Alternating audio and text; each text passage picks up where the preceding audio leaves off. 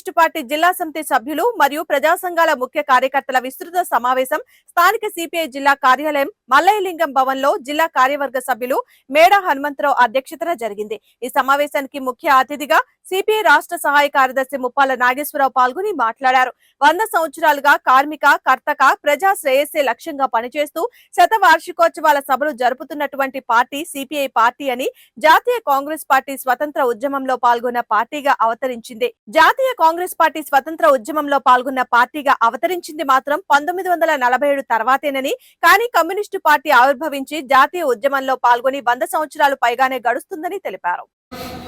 32 లక్షల ఇళ్ల స్థలాలు, జగనన్న 17,000 నూతన కాలనీలు లేదా గ్రామాలు అని చెప్పినటువంటి గత ప్రభుత్వ ఆడంబరం అంతా 60% బోగస్ అని లబ్ధిదారులు బాధపడుతున్నారు। మన పార్టీ ప్రజలు కాదు, లబ్ధిదారులు కాంట్రాక్టర్లకు ఇచ్చి వాళ్ళ పేరుతో కేంద్రం ఇచ్చిన 1,80,000 మరో 2, 3, 4 లక్షలు వాళ్ళ ఓపిక కొద్దీ వేసుకున్నటువంటి వాళ్ళు ఇల్లు కట్టుకున్నారు। తాత్కాలికంగా వేసిన రోడ్లు, కరెంటు స్తంభాలు తప్ప ఇతర మౌలిక సదుపాయాలు ఆ కాలనీలో ఏమీ లేవు।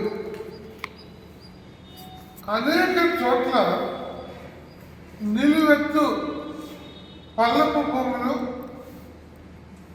తీర ప్రాంతాలు, చెరువులు, గుంటలు ఒక భాగం। ఎమ్మెల్యేల యొక్క ఎన్నికల ఖర్చు 2-3 ఎన్నికలకు పనికొచ్చినట్టుగా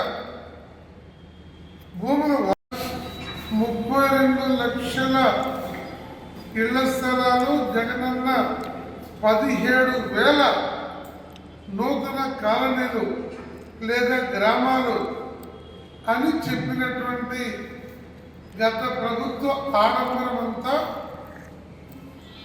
60% బోగస్ అని లబ్ధిదారులు బాధపడుతున్నారు। మన పార్టీ ప్రజలు కాదు, లబ్ధిదారులు కాంట్రాక్టర్లకు ఇచ్చి వాళ్ళ పేరుతో కేంద్రం ఇచ్చిన 1,80,000 మరో 2, 3, 4 లక్షలు వాళ్ళ ఓపిక కొద్దీ వేసుకున్నటువంటి వాళ్ళు ఇల్లు కట్టుకున్నారు। తాత్కాలికంగా వేసిన రోడ్లు, కరెంటు స్తంభాలు తప్ప ఇతర మౌలిక సదుపాయాలు ఆ కాలనీలో ఏమీ లేవు। అనేక చోట్ల నిలువెత్తు పల్లపు భూములు, తీర ప్రాంతాలు, చెరువులు, గుంటలు ఒక భాగం।